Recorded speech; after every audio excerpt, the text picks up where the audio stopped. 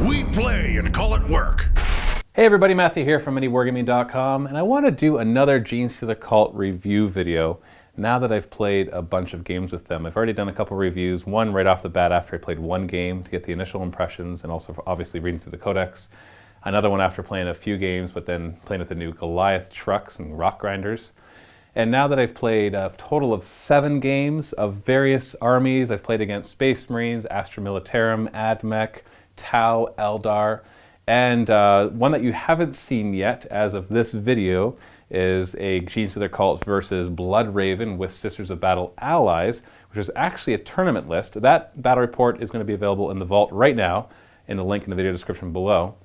I feel like I can more confidently talk about how these guys could perform at a more competitive level. Not necessarily tournament level, because that's not my cup of tea or my area of expertise, but more, I think, in your typical kind of gaming, even against more cheesy min-maxing lists.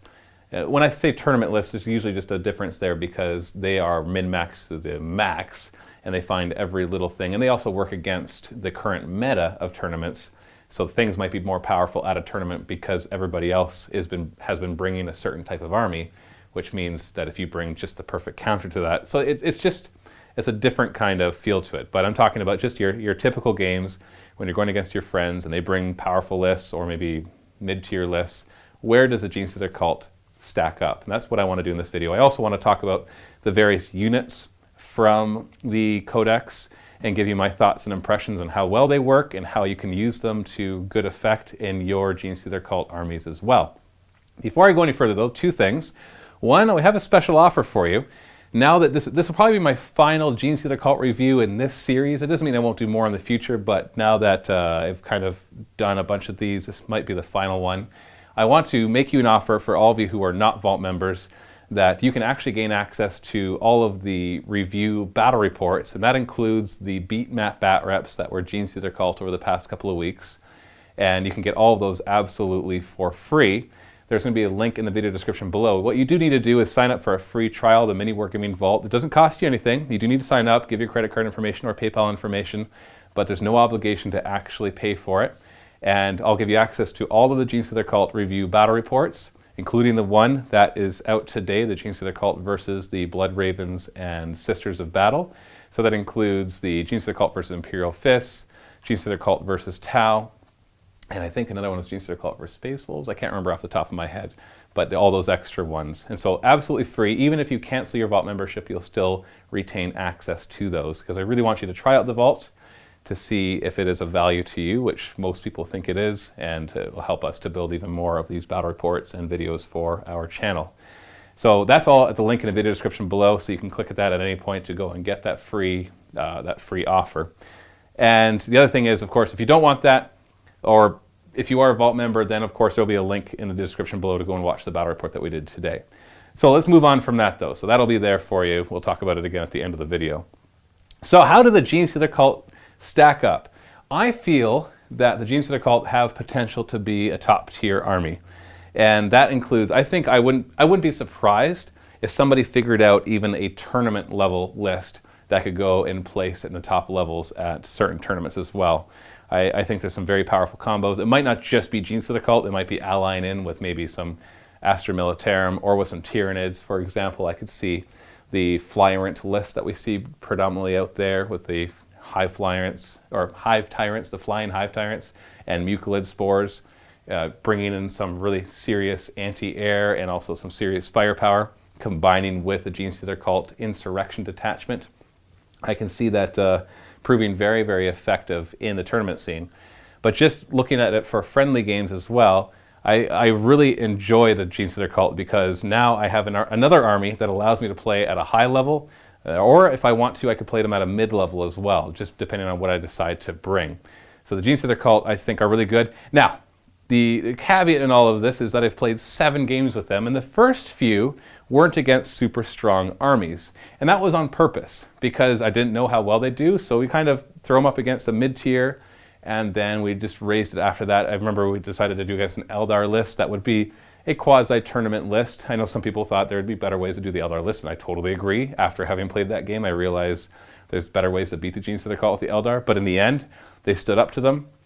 and they were able to show that they could match up against the Eldar, especially when it comes to grabbing objectives, but even then, even destruction.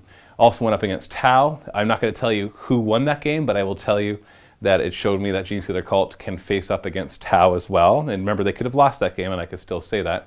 And also the game that went up today with a really good tournament list that had a Death Star with librarians and with all bikers and with priests and with Saint Celestine and using the Fulmination discipline. Very, very nasty Death Star. I could say that they could actually stand up to that as well. Now, once again, I can tell you that does not mean that they won. All I have to do is show that it's a possibility they could have won with maybe less tactical errors or certain dice rolls going the way that they need to go. So I really like this list. I haven't tried them against Necrons. I haven't tried them against certain Eldar lists and certain Tau lists. I definitely have not tried them against a drop-potting Space Marine army or a Skyhammer Annihilation Force. I think those things will do well against the Genestealer Cult, but I still think that they have a lot of potential. So let's go through some of the units that are involved with the Genestealer Cult and talk about how effective they can be. We'll start by taking a look at the 4 HQ choices. We got left to right our Patriarch, our Magus, our Primus, and of course our Acolyte Icon Ward. Now this model, Acolyte Icon Ward, that's not actually the model for it. We don't have one yet. I have one, it's just not painted. So that's just a regular Acolyte with an icon. But I'll proxy him in there just to kind of show it off as to what he can do. The HQ choices are really solid. All 4 of them I really like. The Icon Ward is probably my least favorite, but I think with some experimentation he'll actually be really good as well because he buffs everybody around him. The Patriarch overall is very powerful. I feel that he lacks an attack or two. He's got 4 base attacks, but only 1 set of weapons, even though they're called the Patriarch Claws, even though it looks like he should have 2 sets of weapons. So he's only 5 attacks in a charge or 4 when he is charged. Now you can take some familiars to mitigate that. 5 points will give him 2 more strength 4 rending attacks. You might wonder why I would complain that he only has 4 attacks. Well, when it comes down to it, when you're a killing machine, and in Warhammer 40k, no matter how high your weapon skill is, you're only ever hitting on 3s. So with 4 attacks, you have a good chance of only getting 2 or 3 hits. In fact, it seems to happen more often than not that I only get 2 out of the 4 hits. And so every hit really matters. He's strength 6, AP 3, shredding, rending. So he is not to be balked at all. I mean, he's really awesome. But without any support, it can be a little tough for him. Now, there are some ways to make up for this. One, of course, being the Genestealer Familiars. The other depends on which psychic discipline you choose. He has access to Biomancy, Telepathy, and then, of course, the Broodmind, the Genestealer Cult's discipline. Biomancy has a lot of potential because you can easily make him a level 2 Psyker. What you're looking for, of course, is Iron Arm, turning him into a Strength 9, Toughness 8. Basically, not a monstrous creature, but he's got Smash, so it essentially turns him into a monstrous creature. It was nasty. But even giving him Warp Speed brings his initiative up to 10 from 7, so he's hitting at the same time as Hammer of Wrath, and then bring his attacks from 4 to 7. It also gives him Fleet, but he already had that. And it just makes him a lot more viable. So Biomancy is really awesome, and if you don't get too lucky with Biomancy, you still might end up with Endurance, which, of course, or even Enfeeble, which is really nice. And of course, you could go for Telepathy or Broodmind with him, but it seems that he's best suited, unless you're only going to have a couple Psychers and you really want to go for the Summoning, then in that case you'd want Broodmind. But you could always roll for him last, depending on what your other Magi happen to do. Then we have our Magus, who's of course our Psyker. He's a low points cost Psyker, not particularly good at anything but that, although he does provide a 12-inch Adamantium Will Bubble. The Patriarch provides a 12-inch Fearless Bubble. And you could give him Genestealer Familiars for only 5 points. Where he excels, I think, is he has access to a relic called the Crouchling, which is a familiar, gives him an extra attack and everything, but allows him to generate an additional power. So even though he can bring him up to level 2 mastery level, he can actually learn 3 powers. He's still only mastery level 2, but it allows you to go for that summoning or whatever it is that you're desperate to get. If you want to get really cheesy, you have access to telepathy on both of these Psychers.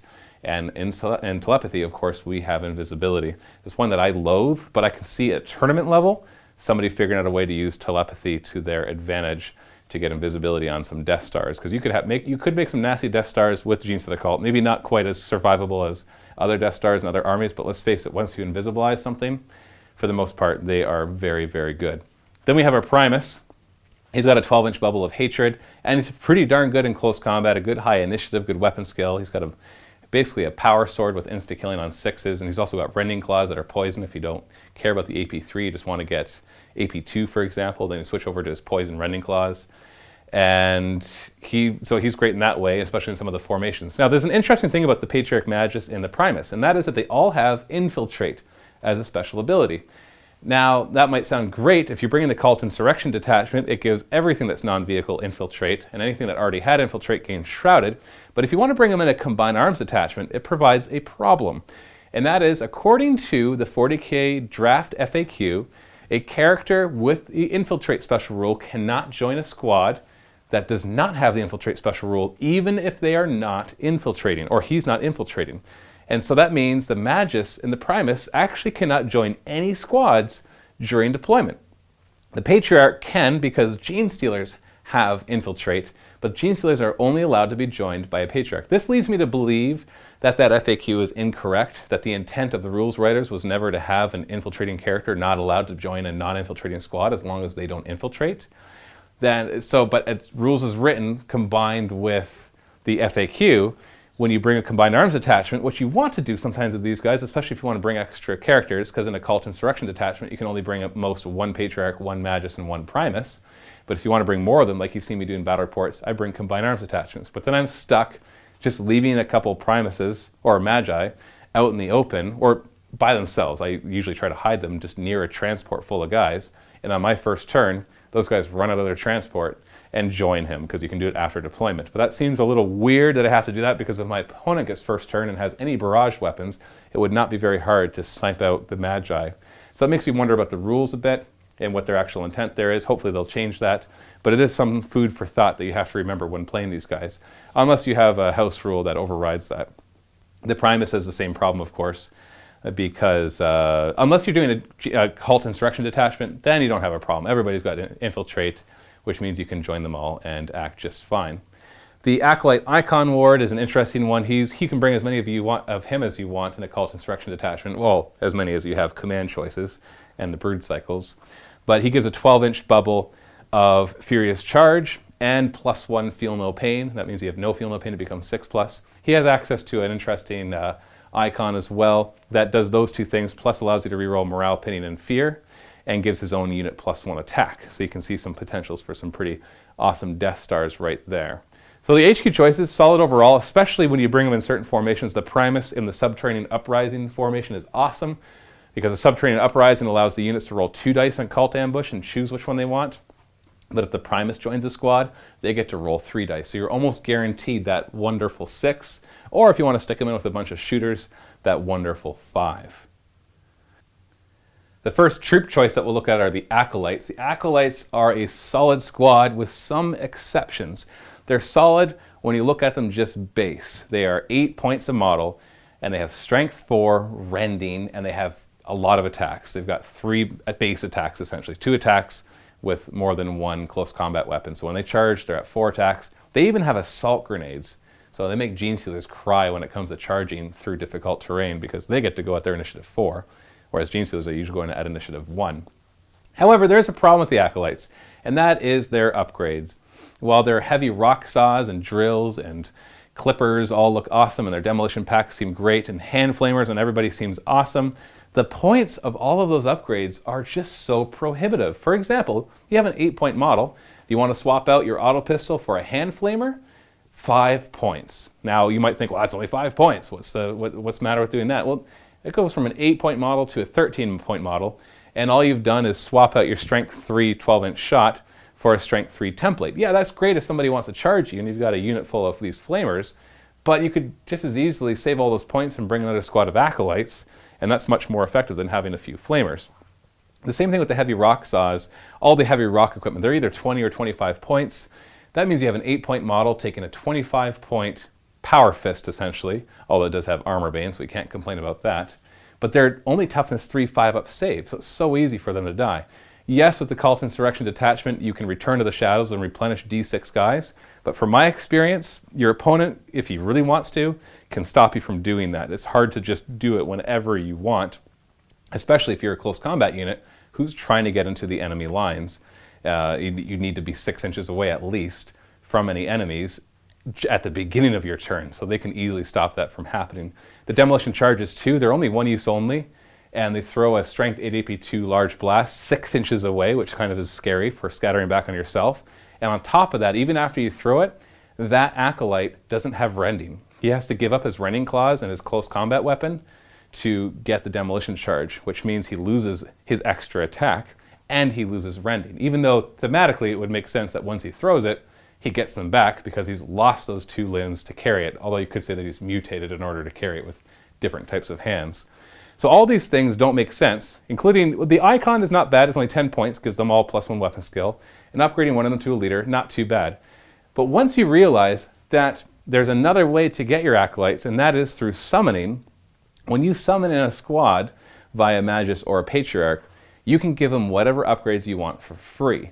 And all of a sudden, it makes me think that they actually designed the points cost of the weapons so that you would never actually purchase them, or maybe you'll purchase 1 or 2. Maybe you'll throw 1 heavy rock saw or 1 or 2 hand flamers just for help with Overwatch onto your squad, or just so they can kind of be in the right place at the right time when they pop up to fire their flamers. But other than that, just making a full 20-man squad. For every 5 you bring, you can have 2 special weapons essentially, and everybody could have hand flamers. There's no way you're ever going to want to make a squad that maxes out all those weapons. It's just way too expensive. You could essentially bring another squad easily, another 2 squads probably, of Acolytes for that same cost. But summoning, you get all that stuff for free. But it does mean that you'd have to rely on summoning in order to do that. But the nice thing about that is, if I ever want to lower the power level of my Genestealer Cult, if I'm playing against an opponent who maybe wouldn't be able to handle the higher power level, then all I have to do is actually equip my Acolytes and Neophytes with their heavy weapons, and that would actually do that for me. So that's my only complaint. The points levels don't seem to make sense, but the Acolytes on their own are a solid choice, especially when you bring them in min squads of 5. Then you're able to plaster the table with a lot more of them, if that's how you want to play them. The Neophytes are a lot of fun as well. They're not quite as useful as the Acolytes. They're more a shooting than close combat, but when you're only Ballistic Skill 3, equipped with autogun, being a shooting kind of guy doesn't really seem to give you that much. But they're nice for other reasons. One is for 50 points, you can get 10 of them, so it's only 5 points a model. And when you think about your special characters, one thing I didn't mention about all the HQ choices is they automatically pass Lookout Sirs even if they are in a challenge. What that means is if you join a Magus to a squad of 10 Neophytes, you've essentially given the Magus 10 more wounds because the opponent has to kill every single one. Even if they have a Vindicare Assassin, it will not matter because you automatically pass your Lookout Sirs. The only thing that you're not going to pass off would be Perils of the Warp. But other than that, every other Neophyte has to die. So if you're looking for bodyguard for a Magus, for example, who just wants to sit in the back and summon or maybe buff some nearby units, a 10-man squad of Neophytes is awesome because they are the same toughness and armor save as an Acolyte. Even though they look like they should be a lot weaker, they're actually the same level, which means points for points, they make your Magi way more survivable. They also have access to some really cool upgrades, some special weapons. Now for them, they don't get to bring more special weapons when you go beyond the first 10. The Acolytes, for every 5, they get to bring 2 special weapons. For the Neophytes, their first 10, they could already bring 2 special weapons and 2 heavy weapons, but if you add 10 more on, they don't get to bring any more. So when it comes to summoning, when you have a choice between bringing 10 or 20, all of a sudden the Neophytes don't get that many extra points, whereas an extra 5 Acolytes who bring their special weapons make a big difference. But they do have access to some pretty cool weapons. First off, you could swap out all their autoguns for shotguns and make them a close combat unit where they're just 2 shots each at strength 3 at 12-inch range, but then they can assault. They've also got seismic cannons, which have different profiles at different ranges, but at close range, they're strength 8 AP 3, 2 shots each. AP 1 on 2 wounds are armor penetration rolls of 6. They can also get mining lasers, which are essentially short-range last cannons. And then their special weapons are grenade launchers, flamers, and their webbers, of course, which I'm not quite sure I see the use of the webbers, but I know that they're very iconic with the Genestealers. And all that's pretty cool, but once again, the seismic cannons and mining lasers are quite expensive. I think they're about 20 points each. And so it makes you wonder if, once again, they price that. It's not as bad as the Acolyte stuff, but it does make you wonder if they priced it so that you'd only want to bring with summoning. But I'd be more likely to want to bring actual points into my Neophyte squads than into my Acolyte squads, mainly because one of the psychic powers of the Brune Mind discipline can give them Relentless, which means they could walk up and still fire those weapons at full ballistic skill. So Neophytes overall, really solid troop choice as well. not as killable or not as killy as the Acolytes, and they're not going to dish out as much pain, but because you can bring so many more of them, it allows you to spam more bodies in the field for both objective grabbing and for protecting your important characters. Moving on to the elite choices, I want to start with the Genestealers right off the bat. These Genestealers make the Tyranids super jealous because they're the way Genestealers should have always been. They are exactly the same points cost as the Genestealers in the Tyranid Codex, but they have 1 extra attack. They're 3 base attacks rather than 2. They still have access to Scything Talon, so they can make that 4 attacks if they really want to. And they have stealth, and they have a 5-up invuln, which fluff-wise I'm not sold on, but gameplay-wise is very solid to have them all have 5-up invuln, because when you have toughness 4, 5-up invuln, and there's just a bunch of you, it makes it harder to chew through that big group. And they have their Return to the Shadows and Cult Ambush special rules because they're Genestealer Cult. So overall, they're worth twice as much as a Tyranid Genestealer. I actually want to bring Genestealers in my list now because they're that good. Just the fact that they have stealth to make them more survivable, 5-up invulns to make them more survivable, that extra attack can make all the difference. And they don't have access to assault grenades except through a couple ways. One is there's a formation where you bring the Patriarch and 20 Genestealers, and then you roll a random mutation. One of them is that they have assault grenades. That one's okay because all the other ones, if you don't get assault grenades, a lot of the other ones are really good, like they get preferred enemy, or they get 4-up armor, that kind of thing. The other is one of the Warlord traits for the Genestealer Cult, gives the Warlord and his unit basically assault grenades and move through cover. And by the way, little side note, if your Warlord's going to be a Patriarch, then you should roll on the Genestealer Cult table. But don't use a Genestealer Cult table for a Magus. Most of them just won't be useful. They might be useful for a Primus, but if you're going to have like a Magus be a Warlord, then you can just go ahead and roll on one of the other ones from the book. Unless you're just doing a Genestealer Cult insurrection detachment, in which case only your Patriarch gets to re-roll it. In that case, I'd make your Patriarch the Warlord every single time. Unless your list doesn't even have a Patriarch. So Genestealers are awesome. They are scary, and they are quick, and they've got the Cult Ambush special rule to pop up all over the place. And they're pretty much almost twice the points cost of an Acolyte, but they are worth it. Even though they have the same number of attacks in the charge, higher initiative, higher weapon skill, higher survivability, and stick them with the Patriarch and they gain Furious Charge, and it makes them super scary. Only disadvantage is that you can't put a Primus with them or the Magus with them, but if the Primus is within 12 inches of them, then they'll gain Hatred as well, so they can still re-roll their attacks. And then we have our Metamorphs, or the Genestealer wannabes. Well, they're all Genestealer wannabes, but the Metamorphs are kind of your closest thing to the Genestealer. And they have some really interesting upgrades. They're just like the Acolytes, except that they have access to one of 3 types of Metamorph things, either Talons, Claws, or Whips. They come base with a Talon, which these weapons are interesting. They're like some of the Harlequin weapons where it says a model equipped with this weapon gains this benefit, which means you don't have to actually use that weapon to get the benefit, which is nice because they have Rending Claws as well. So if you give them a Talon, they get +1 weapon skill. That's the basic one that they come with. You can give them a second Talon to give a second weapon skill, but you lose your Rending. Or alternatively, you can swap out that Talon for either Claw, which gives them +2 strength, so it'll be strength 6 Rending, or a Whip, which gives them +3 initiative. So still strength 4 Rending, but at initiative 7. Personally, I like to do mixing and matching of the Claws and the Whips. I don't see the point of the Talons, because these upgrades, unlike the upgrades for the Acolytes and the Neophytes, are cheap. They're only 2 points per model. They're 9 points base, and for 11 points, they can either be Strength 6 Rending or Initiative 7, Strength 4 Rending. And once again, just like the Acolytes, they're just like the Acolytes in every other way. They have the blasting charges, so the assault grenades. But these are elite choices. So if you're bringing Combined Arms Attachment, then you have to bring these as elites and not as troops. They have access to the same upgrades as Acolytes in the case of the leader being able to take Bone Sword and Whip. He could bring a Cult Icon, and they could even ride in a Goliath truck just like the Acolytes and be able to charge out of it because it is open top. So Metamorphs are scary, but they're a little more points heavy because typically I'm going to have them be 11 points each, where the Acolytes will be 8. So you can't bring quite as many of them, and also most of the formations require more Acolytes than they do Metamorphs. Then we have the Arperance. The Arperance are interesting because they are super expensive, 30 points per guy. They are 2 wounds each, toughness 4, feel no pain, stubborn, strength 5. Actually, most of them are strength 8 AP2 or strength 7 AP3, depending on whether you give them the hammer or the pick. I like the Arperance, but they do eat up a lot of points. For the cost of a min squad of Arperance, which is 4 of them, that's 120 points, I could bring 3 5-man squads of Acolytes. Now, that's not to say the Arperance couldn't do a lot of damage. They can also handle certain things that the Acolytes would have a harder time doing without any upgrades, such as 2-up armor, or more importantly, vehicles, because they're strength 7 and strength 8. But at the same time, points for points, I think they're probably the least effective thing in the entire army, with some exceptions. When you bring them in a subterranean uprising, then they can roll 2 dice and pick whichever one you want. And when you roll a 6 with Arperance, they are scary.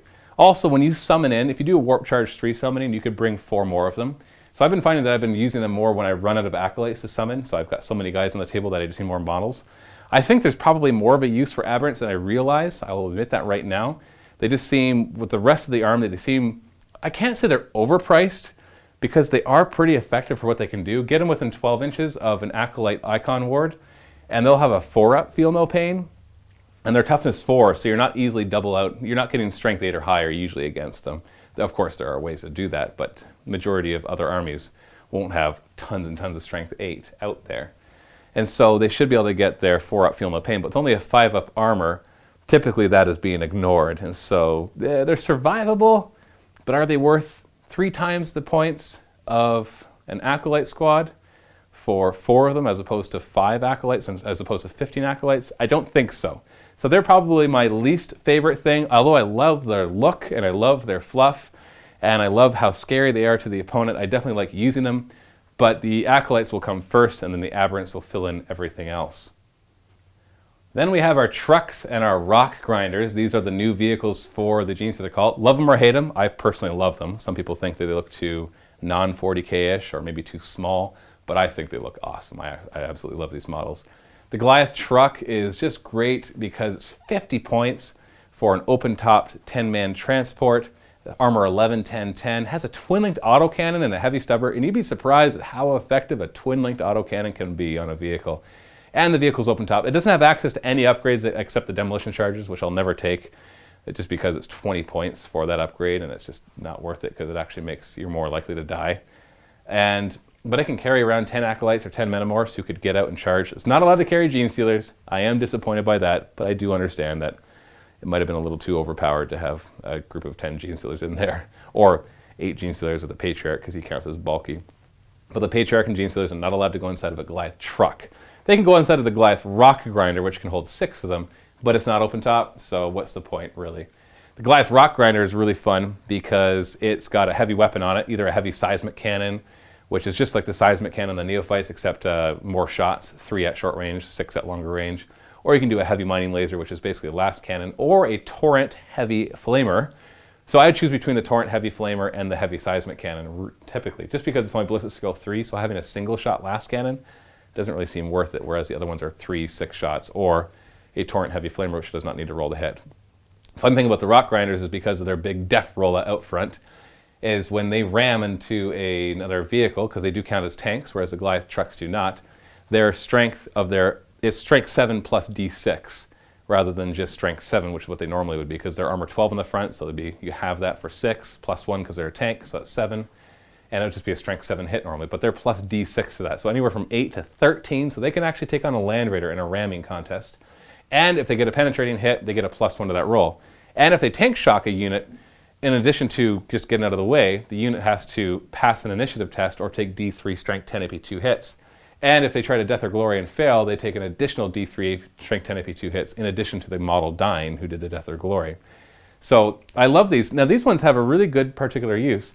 And there's one formation, which is the Demolition Claw, which is 2 to 3 of them and 2 to 3 of Acolytes. The Acolytes have to take demolition charges, at least 1 in each squad. And the Goliaths have to take demolition charges as well, but the Goliaths get it for free. Now the demolition charges aren't the exciting thing. The exciting thing is the entire squad, or the entire unit's formation, gets Tank Hunter. So all of a sudden, you could be driving around with a heavy seismic cannon with Tank Hunter. Forget all the demolition charge fun stuff that it does. Just giving them all Tank Hunter can make them quite effective. And they all operate independently in that formation, even though you could bring them in units of 1 to 3 as well. On top of that, all the Goliaths ignore stunned, shaken, and immobilized on 4+, and the rock grinders are just totally ignored dangerous terrain, so it makes them that much more survivable. Not hard to kill, but when you're only 50 points for the truck and 75 points for the rock grinder, you can get a lot of them on the field, so you're not too particularly worried about losing individual ones. Another fun aspect of the Genestealer Cult is that they get access to some of the Astra Military stuff. I think this is brilliant on Games Workshop side because it allowed them to bring in existing models to a new range. That goes for the Genestealers as well. So it allows them to have more than one place for people to buy chimeras. It's why they sell so many rhinos and land raiders, is because with rhinos, every Space Marine chapter uses them, plus the Inquisition, plus the Sisters of Battle, and so it just gives more players a chance to actually use them. So what we have access to is we have some dedicated transports to chimeras. So the Acolytes and the Neophytes can take chimeras as dedicated transports, and only them. And they're just like chimeras from the from Astra Military, except in certain formations they'll be ignoring shaken and stun on a 4+, and so that's kind of fun. So they're a good solid choice right there. And also inside of the Genestealer Cult Insurrection and inside the Neophyte Cavalcade, the main core formation, their unit will have infiltrate, which means they'll have infiltrate as well. So they could outflank or they could infiltrate and get in a better position. Also have access to armored and scout sentinels. And these things are pretty fun. They're just exactly the same as you do in the Astra Militarum, except in the Neophyte Cavalcade, in which case the scout sentinels gain cult ambush and the armor sentinels gain outflank. So it gives them that little extra oomph for positioning. And there's one game where I rolled a 6 for my cult ambush for a scout sentinel with a heavy flamer, which is my favorite configuration for them now.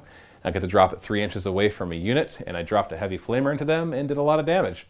Or even if they just outflank. The heavy flamer scout sentinel seems to be a solid choice, just because they're only ballistic skill 3, so it's hard to really care about bringing weapons that they would fire, because then they're only hitting 50% of the time. You also have access to the Leman Russ, just like the Astra Militarum ones, but only access to the ones that have a rear armor of 10. So you're looking at the Eradicator Nova Cannon, you have your battle tank, you have your Vanquisher, I believe, but you don't have access to the Plasma one, which is the one I really want. You can get the sponsons that are Plasma, just not the main turret. So essentially, when you look at the Astra Militarum Codex, all of the Leman Russes who have rear armor 10, that's the ones you have access to. And once again, in the Neophyte Cavalcade, it gains outflank, and it ignores crew shaken and crew stun on a 4+. So pretty decent upgrades. Or you can just bring them as auxiliary choices, or in a combined arms detachment, you can bring the Leman Russ as a heavy support, and the Sentinels as fast attack as well. So it's nice to have a little extra support, especially because we don't see a lot of heavy armor on the Genestealer Cult side, so it's nice to be able to bring it in without allies. Lastly, I want to talk about the main Cult Insurrection detachment and the formations inside of it. It seems to me that if you're going to play Genestealer Cult and you don't want to just make them really, really weak, then you're always going to be at least bringing a Cult Insurrection detachment, possibly allying in or bringing in some combined arms detachments as well to get the extra Magi or extra Patriarch or extra Primus, because the Cult Insurrection detachment only allows you to have one of each of the Patriarch, Primus, and Magi, or Magus. But it's still solid because the Patriarch can reroll his Warlord trait on Genestealer Cults. All non-vehicle units in the detachment gain Infiltrate, and if they already had Infiltrate, they gain Shrouded, and which we'll talk about in just a second, but you also get +1 reserve, and your opponent gets -1 reserve. I actually don't like that your opponent gets -1 reserve, because I would hate to be the opponent because don't touch my reserves. Just let me handle them. Let me get some buffs to them, but it is what it is. And then on top of that, if they return to the shadows, they get to replenish D6 of their lost models when they come back, so you can really make this endless. So for the core choice, you have two. You have the Brood Cycle and the Neophyte Cavalcade. Neophyte Cavalcade is your Sentinels and your Leman Russ, and then your Chimeras full of Neophytes, whereas the Brood Cycle is more just a lot of the regular guys who have the option of taking Goliaths and Chimeras, and you have the option to bring Arperance and Goliath Rock Grinders. They both have their appeal. I have been finding that I've been bringing the Neophyte Cavalcade more often because I love the outflanking Scout Sentinels with heavy flamers. I love having just a couple units of infiltrating Neophytes inside of Chimeras because I can throw some Magi in there with them and they can hold more. And I like having the access to the Leman Russ with outflank and ignoring crew shaken and crew stun. You could bring the Leman Russ and the Scout Sentinels as auxiliary choices, but they gain no benefit. There's absolutely no benefit. Then they're just exactly the same as the Astra Militarum ones, which is fine, but just not what I'd want. The Brood Cycle is really good too. The Acolyte Icon Ward, who's required, has his bubble increased to 24 inches for everybody who's inside the formation, which is going to be a good chunk of your army. And so that's really nice. And if they're within 6 inches of another one from the same formation, they get +1 weapon skill and leadership. So that's nice too. Just doesn't seem to be one that I'll care about quite as often as the Cavalcade. When it comes to the formations though, I have to say there's definitely one that is my favorite by far, and that is the Subterranean Uprising. It is 1 to 3 Metamorph squads and 2 to 4 Acolyte squads, 0 to 3 Arperance squads, and 0 to 1 Primus. And this is the one where they gain Infiltrate, first off. So if you're part of the entire detachment, they already have Infiltrate, so they also gain Shrouded first turn. Then they have to deploy via Cult Ambush, but they get to roll 2d6 when they roll it, and they get to choose which one. So you have a much better chance of getting that wonderful 6 that you're looking for, or maybe a 5 if you really care about that one too. Or at least you're not going to roll a 1 or a 2 quite as often. And whichever squad the Primus joins gets to roll 3 dice. And actually it says any Primus who joins one of these squads allows them to roll 3 dice. So if you bring in a Combined Arms detachment and bring in a 1 or a 2 extra Primuses, and you join them to the squads, they'll get to roll 3 dice as well. One thing you got to be careful of, though, is according to the FAQ, independent characters who join a formation do not get the benefits of that formation. So if I took a Magus and joined one of these squads, you shouldn't technically roll the 2d6, you should only roll d6 because the Magus shouldn't get the benefit of the formation. So that kind of sucks that you can't get other guys in there as well, including the Patriarch joining one of the Metamorph squads would be quite useful. So I love the Subterranean Uprising. I think if I were to do a min-size Genestealer Cult allied list, I'd bring just the formation of Subterranean Uprising just to have a bunch of guys who can pop up all over the place, return to the shadows when necessary, and then pop up into even better places. The Demolition Claw, like I said, is pretty fun too, giving them all Tank Hunter. The Doting Throng is 0 to 1 Magi, and then 3 to 6 Neophytes or Acolytes all inside. Actually, no, not inside of anything. They can be inside. But they get Zealot when they're within 12 inches of the Magus. And they basically get Hatred every single round of combat, not just the first round. And also, if they're targeted by a blessing from the Magi, then you can re-roll the Psychic test against them. That's kind of cool. I could see some Acolytes wanting to get some of the certain blessings on them.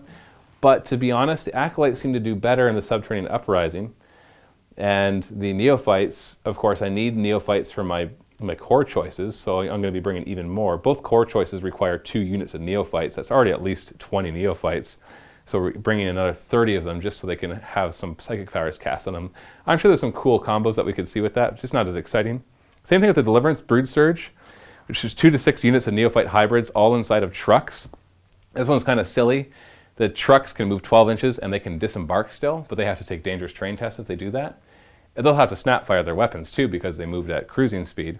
But they're out-orking the orcs. They can go 12 inches, disembark. I could see some fun combos here. Move 12 inches, disembark, have a Magus cast the +1 strength and rage spell on them, and let them charge into combat with a bajillion strength 4 non-rending attacks. But still, when you're only 5 points a model, that could be kind of fun. That's also good for maybe objective grabbing or just getting around the table, being able to move 12 and disembark could prove pretty useful. And that is all the formations. You also have a couple of the command formations. You have the first curse, which I talked about, which is the Patriarch and 20 Genestealers rolling a random mutation. And then you have the Brood Coven. I haven't tried the Brood Coven yet. I'm not sure how I feel about it. It's 1 Patriarch, 1 Magus, 1 Primus. They all have to stay together. They have to stay together as a unit. And if one of them wants to join another unit, they all have to join it. But while they're alive, they give different benefits to that unit. One gives Fleet, one gives... off the top of my head, I can't remember what they all are because I haven't used them. But it's basically, hold on, I got it right here. Fleet from the Patriarch, counterattack from the Magus, and preferred enemy from the Primus. So that's interesting, but I think they would work better split up rather than all being stuck together because you've got both of your Psychers together. So if you roll the same Psychic discipline, because they're in the same unit, you can only manifest 1 power per unit. So if they both know summoning, for example, only one of them would be able to do it. Or if you have both of them take telepathy. So you'd have to have them both take different Psychic powers just to make sure that you're not doubling up on anything because they're going to have to stay together the whole time anyways, unless you want the redundancy of having 2. But it seems, I'm not excited for that one, but I will probably try it out at some point. To me, it seems that the really powerful list that I've been able to come up with is basically bringing the Genestealer Cult Insurrection detachment with a Patriarch and a Magus, a Neophyte Cavalcade, and a Subterranean Uprising that's maxed out with a number of Acolytes and Metamorph squads, but they're all 5-man squads with no upgrades except for the Metamorphs taking some claws and some whips. And a Primus, of course, in that. And then I combine arms detachment twice to bring 4 more Magi, or 3 Magi and a Patriarch, And I do that with Neophytes and Acolytes inside of Goliath trucks because they'll all have objectives secured. They won't have infiltrate, which means that your Magi will have to join squads inside of the Chimeras and the Neophyte Cavalcade. And the Patriarch will have... The Patriarchs you could even run alone, give them Biomancy and hope that they roll pretty well. And this generates you 12 warp charges plus a d6, gives you lots of opportunities at summoning. And then you try to summon 1 or 2 squads every single turn until, of course, your summoners are killed by your opponent, who will quickly want to kill them once he sees them start to do that. That has been my go-to list once I kind of figured it out. So I'm going to try out some different things as well, but I can see some modification of that being what makes it into some tournaments. Maybe allying in things like the Primaris Psychic Division from the Astra Military to get even more warp charges and access to other disciplines as well. Or allying in Flying Hive Tyrants, like I said before, because you ally in 3 Flying Hive Tyrants, that's 6 more warp charges, and it's 3 Flying Hive Tyrants. Sure, it's going to take up a big chunk of your points, but Flying Hive Tyrants are very points effective, especially when you kind of min-max and bring Mucolids as your troop choices for the Leviathan detachment, which is what people typically do. So it'll be interesting to try out some of that. I'm a little more reluctant to try out the super cheese kind of things, just because I don't like the look of them. They don't feel fluffy to me, and so it's just not my favorite thing to do. But I will be interested to see what comes up over the next 6 months at tournaments, see if anybody figures out a way to bring Genestealer Cult almost pure, maybe with some allies, but hopefully at least be allies of convenience and not going like weird allies like bringing demons to give them more psychic, more warp charges, or bringing Inquisition to give them some other special abilities, or who knows what. I want to see what happens if they're pure, or at least with their allies of convenience, the Astra Military or the Tyranids, and see if they can win some tournaments, or at least get to the top 3 or top 5 of some major tournaments. So that's my final review of them right now. There's obviously a lot more to talk about here, and if you watch my battle reports, you will see me do just that, especially in my pregame shows. I spend more time talking about what I'm bringing and why I'm bringing it. So I will be continuing to play them in more of the games, mixed in with other armies, of course, that I play as well. And don't forget, we do have that special offer. 2 things. We got the battle report of the Genestealer Cult versus the Blood Ravens and Sisters of Battle in the vault right now at the link below. And there's also a link below that'll give you a free 7-day trial and access to all the Genestealer Cult review battle reports. Absolutely free, even if you decide to cancel your vault membership. So take advantage of that today. Thank you so much for watching, and happy wargaming.